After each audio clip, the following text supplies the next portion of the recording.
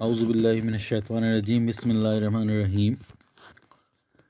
حضور پر نور صلی اللہ علیہ وسلم کے معجزات کے سلسلے میں ہم لوگ آتے ہیں، جانوروں سے متعلق معجزات کے سلسلے میں۔ تمام تعریفیں اللہ تبارک و تعالیٰ کے لیے ہیں اور کروڑوں درود و سلام حضرت محمد رسول اللہ صلی اللہ علیہ وسلم پر۔ صحیحین میں حضرت جابر رضی اللہ تعالیٰ عنہ سے روایت ہے کہ میں ایک جہاد کے سفر میں حضور صلی اللہ علیہ وسلم کے ساتھ تھا۔ میرا اونٹ تھک کر چلنے سے ہار گیا۔ حضور صلی اللہ علیہ وسلم سے ملاقات ہوئی تو آپ صلی اللہ علیہ وسلم نے فرمایا کہ تمہارے اونٹ کو کیا ہو گیا ہے؟ میں نے کہا اللہ کے رسول صلی اللہ علیہ وسلم یہ تھک گیا ہے۔ آپ صلی اللہ علیہ وسلم نے پلٹ کر اس اونٹ کو ہانکا اور دعا فرمائی۔ اس کا اثر یہ ہوا کہ میرا اونٹ سب سے آگے رہا کرتا تھا ہمیشہ۔ اس کے بعد آپ صلی اللہ علیہ وسلم نے اونٹ کا حال پوچھا تو میں نے عرض کیا کہ آپ صلی اللہ علیہ وسلم کی برکت سے اچھا ہے۔ اس کے بعد آپ صلی اللہ علیہ وسلم نے 40 درہم کے عوض وہ اونٹ مجھ سے خرید لیا۔ شرح السنا میں یالا بن مرہ ثقفی سے روایت ہے، وہ فرماتے ہیں کہ میں نے ایک سفر میں نبی کریم صلی اللہ علیہ وسلم کی 3 چیزیں دیکھیں اور آپ صلی اللہ علیہ وسلم کے 3 معجزے دیکھنے کا اتفاق ہوا۔ واقعہ یہ ہے کہ ہم آپ صلی اللہ علیہ وسلم کے ساتھ سفر کر رہے تھے۔ آپ صلی اللہ علیہ وسلم کا گزر ایک پانی کھینچنے والے اونٹ کے پاس سے ہوا۔ اونٹ آپ صلی اللہ علیہ وسلم کو دیکھ کر کچھ بولا، پھر گردن زمین پر رکھ دی۔ آپ صلی اللہ علیہ وسلم وہیں ٹھہر گئے اور اونٹ کے مالک کو بلایا۔ معلوم ہوتا تھا جیسے اونٹ حضور صلی اللہ علیہ وسلم کو سجدہ کر رہا ہو۔ آپ صلی اللہ علیہ وسلم نے اونٹ کے مالک سے فرمایا کہ اس اونٹ کو میرے ہاتھ بیچ دو۔ اس نے کہا کہ ہم بغیر قیمت آپ صلی اللہ علیہ وسلم کی نذر کرتے ہیں، مگر آپ صلی اللہ علیہ وسلم کو یہ معلوم ہونا چاہیے کہ اونٹ جن لوگوں کا ہے ان کے گھر کی پوری روزی اسی سے حاصل کی جاتی ہے اور اسی کی کمائی پر ان کا دار و مدار ہے۔ آپ صلی اللہ علیہ وسلم نے فرمایا کہ اگر یہ بات ہے تو میں اس کو نہیں خریدوں گا۔ ہاں، یہ بات یاد رکھو کہ اس اونٹ نے مجھ سے شکایت کی ہے کہ اس سے زیادہ کام لیا جاتا ہے اور کھانے کو کم دیا جاتا ہے، تم اس کو اچھی طرح رکھو۔ یہ معجزہ آپ صلی اللہ علیہ وسلم کا جانور سے متعلق ہوا۔ یالا کہتے ہیں کہ ہم آگے بڑھے، ایک جگہ اتر کر آرام کرنے لگے۔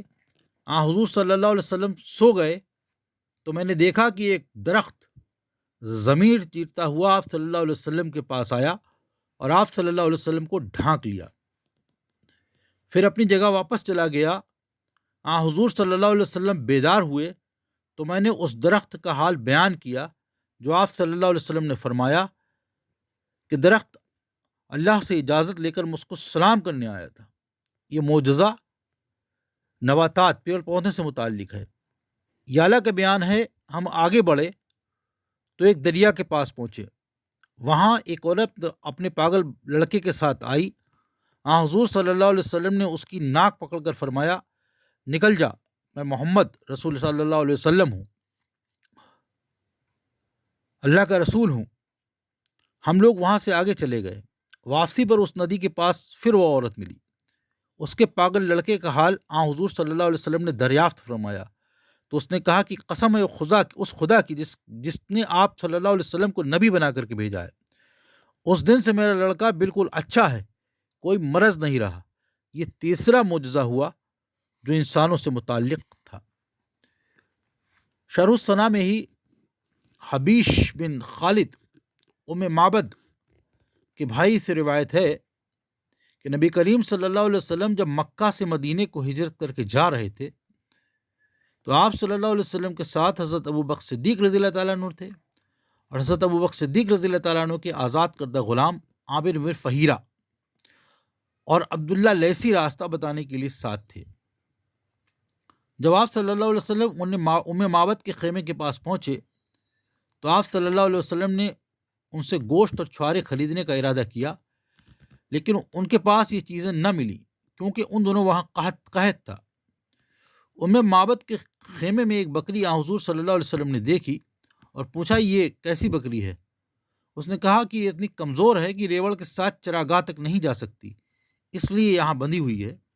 آپ صلی اللہ علیہ وسلم نے فرمایا یہ کچھ دودھ بھی دیتی ہے؟ اس نے کہا یہ کمزوری کی وجہ سے اس قابل نہیں رہی کہ دودھ دے۔ اس پر نبی کریم صلی اللہ علیہ وسلم نے فرمایا کہ تم اجازت دو تو اس کا دودھ دہہ لوں۔ اس نے کہا اگر اس کے دودھ ہو تو دو لیجیے۔ چنانچہ حضور صلی اللہ علیہ وسلم نے دعا کی اور پھر بکری کے تھن پر ہاتھ پھیرا اور بسم اللہ پڑھ کر اس بکری کے بارے میں دعا کی تو اس بکری نے اپنے پاؤں دھونے کے لیے پھیلا دیے۔ دودھ اس کے تھنوں میں بھر گیا۔ اس نے جگالی شروع کر دی۔ حضور صلی اللہ علیہ وسلم نے بڑا برتن منگوایا۔ 8-9 آدمیوں کے سیر ہونے کے لائق برتن لایا گیا۔ آپ صلی اللہ علیہ وسلم نے دودھ دو کر برتن دودھ سے بھر دیا۔ پھر آپ صلی اللہ علیہ وسلم نے سب سے پہلے معبد کو خوب اور سیر ہو کر پلایا، پھر اپنے ساتھیوں کو خوب پلایا۔ اس کے بعد میں آپ صلی اللہ علیہ وسلم نے پیا۔ اس کے بعد وہ برتن دوبارہ دودھ دو کر کے بھر دیا اور معبد کو دے دیا۔ اسی وقت معبد ایمان لے آئی اور آپ صلی اللہ علیہ وسلم روانہ ہو گئے۔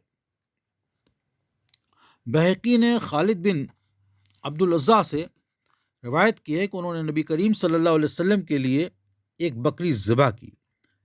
خالد کا خاندان اتنا بڑا تھا کہ اگر ایک بکری کبھی ذبح کرتے تو ایک آدمی کو ایک ہڈی یا ایک بوٹی سے زیادہ گوشت نہ ملتا۔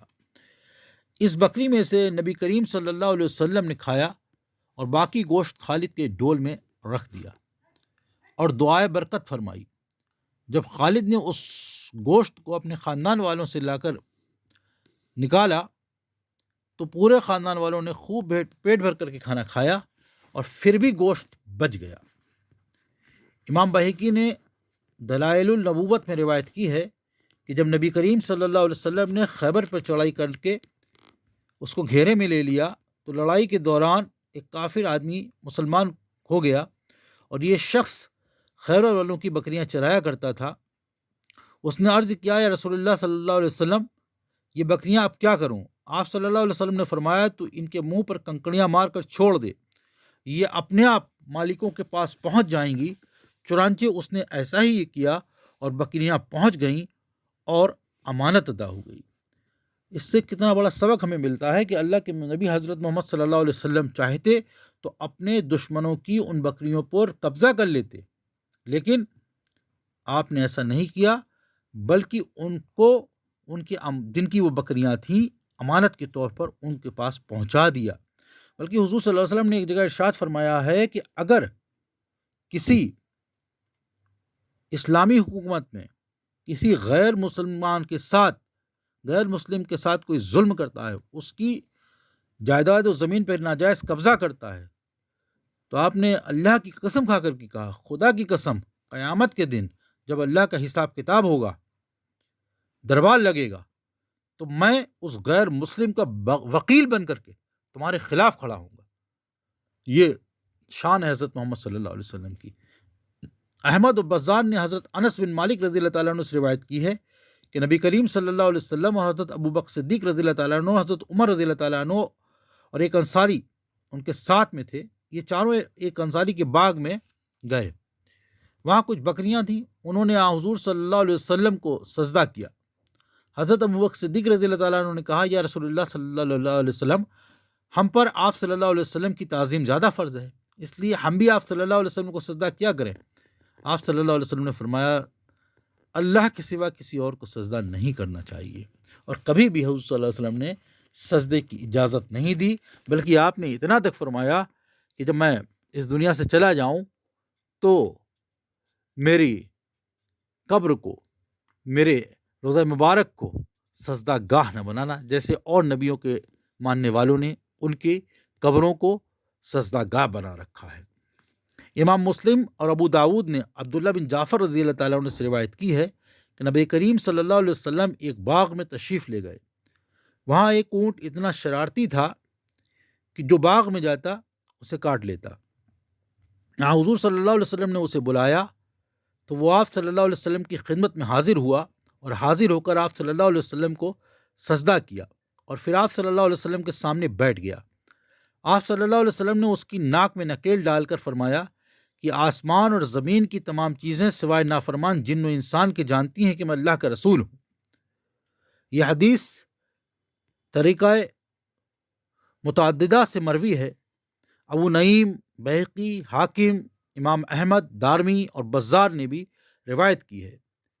طبرانی، بہقی، ابو نعیم، بزار اور ابن سعد نے زید بن ارقم اور مغیرہ بن شعبہ سے روایت کی ہے کہ نبی کریم صلی اللہ علیہ وسلم ہجرت کے موقع پر جس رات ابو بکر صدیق رضی اللہ تعالیٰ عنہ کے ساتھ غار ثور میں جا کر ٹھہرے تھے، اس رات اللہ کے حکم سے ایک درخت نے آ کر کے حضور صلی اللہ علیہ وسلم کو چھپا لیا، اور اللہ کے حکم سے کبوتروں نے غار کے منہ پر گھونسلہ بنا کر انڈے دے دیے، اور مکڑی نے جالا تان دیا۔ جب کفار قریش غار کے منہ پر پہنچے تو غار کے منہ پر کبوتروں کے گھونسلے اور مکڑی کے جالے کو دیکھ کر کہنے لگے کہ اگر اس میں محمد صلی اللہ علیہ وسلم اور ان کے ساتھی ہوتے تو کبوتر اور کبوتروں کا گھونسلہ اس کے دروازے پر نہ ہوتا اور مکڑی کا جالا بھی ایسا نہ ہوتا۔ کفار اتنے قریب پہنچ گئے تھے کہ یہاں حضور صلی اللہ علیہ وسلم ان کی باتیں سنتے تھے، اور اگر غور سے کفار دیکھتے تو وہاں حضور صلی اللہ علیہ وسلم کو دیکھ لیتے، لیکن اللہ تعالیٰ نے اپنے حبیب صلی اللہ علیہ وسلم کو کبوتر اور مکڑیوں اور درخت کو بھیج کر کے دشمنوں کے شر سے بچا لیا۔ علماء نے لکھا ہے کہ آج کل حرم میں جو کبوتر ہیں یہ سب اسی جوڑے کی نسل سے ہیں جس نے غار ثور پر انڈے دیے تھے۔ سبحان اللہ۔ حاکم، طبرانی، ابو نعیم نے روایت کی ہے کہ نبی کریم صلی اللہ علیہ وسلم کی خدمت میں 5 یا 6 یا 7 اونٹ عید الاضحیٰ کے دن قربانی کے لیے لائے گئے۔ ان اونٹوں میں سے ہر ایک آپ صلی اللہ علیہ وسلم کی طرف پیش قدمی کرتا اور آواز دیتا کہ مجھے پہلے ذبح کریں، اور حضور صلی اللہ علیہ وسلم کے دست مبارک سے پہلے میں ذبح کیا جاؤں تو یہ میرے حق میں بہتر ہوگا۔ یہ اونٹوں کی تمنا تھی۔ طبرانی اور بہقی نے ام سلمہ رضی اللہ تعالیٰ عنہ سے روایت کی ہے کہ نبی کریم صلی اللہ علیہ وسلم ایک جنگل میں تھے کہ اچانک ایک ہرنی نے پکارا، اے اللہ کے رسول صلی اللہ علیہ وسلم۔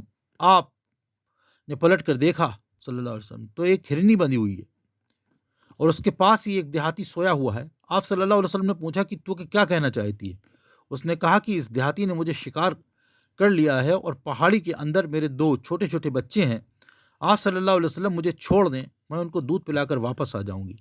آپ صلی اللہ علیہ وسلم نے دریافت کیا، کیا واقعی تو واپس آ جائے گی؟ اس نے کہا ہاں۔ چنانچہ آپ صلی اللہ علیہ وسلم نے اسے کھول دیا اور وہ بچوں کو دودھ پلا کر پھر آ گئی۔ آپ صلی اللہ علیہ وسلم نے اسے باندھ دیا۔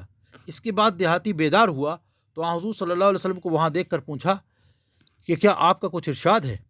تو آپ صلی اللہ علیہ وسلم نے فرمایا کہ تو اس ہرنی کو چھوڑ دے۔ اس نے چھوڑ دیا۔ ہرنی وہاں سے یہ کہتی ہوئی چلی، میں گواہی دیتی ہوں کہ سوائے خدا کے کوئی معبود نہیں اور آپ صلی اللہ علیہ وسلم اللہ کے رسول ہیں۔ یہ روایت کئی سندوں سے مروی ہے۔ ابن حجر نے اس کو صحیح کہا ہے۔ امام بہقی، ابن عدی نے حضرت ابو صدیق رضی اللہ تعالیٰ عنہ کے آزاد کردہ غلام سعد اور چند دوسرے صحابہ رضی اللہ تعالیٰ عنہ سے روایت کی ہے۔ وہ کہتے ہیں کہ نبی کریم صلی اللہ علیہ وسلم کے ساتھ ہم 400 آدمی سفر کر رہے تھے۔ ہم سب ایک ایسے مقام پر اترے جہاں پانی نہ تھا۔ لوگ گھبرا گئے۔ حضور صلی اللہ علیہ وسلم کو اس کی خبر ہوئی تو اچانک ایک چھوٹی سی سینگوں والی بکری آپ صلی اللہ علیہ وسلم کے سامنے دودھ دہانے کے لیے آ کر کھڑی ہو گئی۔ آپ صلی اللہ علیہ وسلم نے اس کا دودھ دو کر خود بھی سیر ہو کر پیا اور ہم کو بھی خوب بھر پیٹ پلایا۔ اس کے بعد آپ صلی اللہ علیہ وسلم نے حضرت رافع رضی اللہ تعالیٰ عنہ سے فرمایا کہ اس بکری کو رات بھر روکے رکھو، لیکن میں نہیں سمجھتا کہ تم اسے روک سکو گے۔ چنانچہ رافع رضی اللہ تعالیٰ عنہ بکری کو باندھ کر سو گئے۔ آنکھ کھلی تو بکری غائب تھی۔ حضور صلی اللہ علیہ وسلم کو جب اس کی خبر ہوئی تو آپ صلی اللہ علیہ وسلم نے فرمایا، جو اللہ اسے لایا تھا وہی اس کو لے گیا۔ امام بہقی سے روایت ہے کہ حضرت عبداللہ بن مسعود رضی اللہ تعالیٰ عنہ بچپن میں عقبہ بن معیط کی بکریاں چرایا کرتے تھے۔ ایک دن نبی کریم صلی اللہ علیہ وسلم اور ابو بکر مسعود کے پاس سے گزرے تو آپ صلی اللہ علیہ وسلم نے پوچھا کہ تمہارے پاس دودھ ہے؟ انہوں نے عرض کی دودھ تو ہے مگر میں اس کا امین ہوں، جو بکریوں کا مالک ہے اس کا دودھ ہے، یہ بکریاں دوسرے شخص کی امانت ہیں۔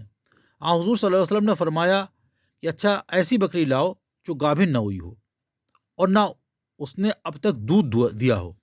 چنانچہ عبداللہ بن مسعود رضی اللہ تعالیٰ عنہ ایک بکری لائے اور آپ صلی اللہ علیہ وسلم نے اس کے تھنوں پر ہاتھ پھیرا اور اللہ سے دعا کی۔ چنانچہ ابو بکر صدیق رضی اللہ تعالیٰ عنہ ایک بڑا پیالہ لائے، آپ صلی اللہ علیہ وسلم نے اس میں دودھ دو کر ابو بکر صدیق رضی اللہ تعالیٰ عنہ کو پلایا، پھر تھنوں سے کہا سمٹ جاؤ، چنانچہ تھن جیسے تھے ویسے ہی ہو گئے۔ حضور صلی اللہ علیہ وسلم کا یہ معجزہ دیکھ کر ابن مسعود رضی اللہ تعالیٰ عنہ نے اسی وقت اسلام قبول کر لیا، اور یہی معجزہ ان کے لیے اسلام لانے کا سبب بنا۔ ابو یعلا اور طبرانی نے ایک سند سے جو حسن ہے روایت کی ہے کہ نبی کریم صلی اللہ علیہ وسلم کو حلیمہ سعدیہ رضی اللہ تعالیٰ عنہ دودھ پلانے کے لیے اپنے گاؤں لے گئیں، تو ان دنوں وہاں قحط کی وجہ سے گھاس وغیرہ کی کمی تھی، لیکن حضور صلی اللہ علیہ وسلم کی برکت تھی کہ جب حلیمہ سعدیہ رضی اللہ تعالیٰ عنہ کے بکریاں چرنے جاتی تو خوب پیٹ بھر کر آتی اور ان کے تھنوں میں دودھ بھرا ہوتا، لیکن دوسرے لوگوں کی بکریوں کا یہ حال ہوتا کہ بھوکی واپس آتی اور ان کے تھنوں میں دودھ بالکل نہ ہوتا تھا۔ بہقی نے جعیل اشجعی سے روایت کی ہے، وہ بیان کرتے ہیں کہ نبی کریم صلی اللہ علیہ وسلم کے ساتھ میں جہاد کے ایک سفر میں جا رہا تھا، تو میں ایک دبلی پتلی کمزور گھوڑی پر سوار تھا۔ کمزور گھوڑی کی وجہ سے میں سب سے پیچھے چل رہا تھا۔ حضور صلی اللہ علیہ وسلم نے میرا حال پوچھا تو میں نے گھوڑی کا حال بتایا کہ بڑی کمزور ہے۔ آپ صلی اللہ علیہ وسلم نے آہستہ سے اپنا کوڑا مار کر فرمایا کہ اللہ تجھے اس گھوڑی میں برکت دے۔ چنانچہ وہ اتنی تیز رفتار ہو گئی کہ روکے سے نہ رکتی تھی، اور اس کا ایک بچہ 12,000 میں فروخت کیا گیا۔ حضور پر نور صلی اللہ علیہ وسلم کے نام کی برکت نہ صرف تب تھی بلکہ ابھی بھی برقرار ہے۔ حضور صلی اللہ علیہ وسلم کے بے شمار معجزات ہیں، اور جو درود تاج حضور پر نور صلی اللہ علیہ وسلم کی شان میں لکھا گیا ہے، اس کی یہ خصوصیت ہے کہ اس درود تاج کو اگر آپ 3 مرتبہ کسی بھی بیماری کی حالت میں یا کسی بھی پریشانی میں پڑھ کر کے کسی کو پلا دیں، انشاءاللہ تعالی فوراً سے پیشتر سکون ملتا ہے، آرام ملتا ہے، اور مشکل حل ہونے کے راستے قائم ہو جاتے ہیں۔ اس کو ہم نے بارہا آزمایا ہے، اور حضور پر نور صلی اللہ علیہ وسلم کے نام کی برکت جو رکھی ہے وہ اللہ تبارک و تعالیٰ نے رکھی ہے۔ حضور اللہ کے بندے ہیں اور اس کے رسول ہیں، لیکن وہ کیسے بندے ہیں؟ وہ نوری بندے ہیں۔ آپ کی پیدائش ہی ایک الگ طریقے سے ہے، آپ کا خمیری الگ ہے، ہمارا خمیر مٹی ہے، حضور پر نور صلی اللہ علیہ وسلم جنت کی مٹی سے بنے ہیں اور جنت نور سے بنی ہے۔ تو حضرت محمد رسول اللہ صلی اللہ علیہ وسلم سے رشتہ جوڑنے سے ہمیں انشاءاللہ تعالیٰ برکتیں ضرور حاصل ہوں گی۔ اللہ تبارک و تعالیٰ ہمیں حضور پر نور صلی اللہ علیہ وسلم کے طریقے پر زندگی گزارنے کی توفیق عطا فرمائے۔ آمین ثم آمین یا رب العالمین۔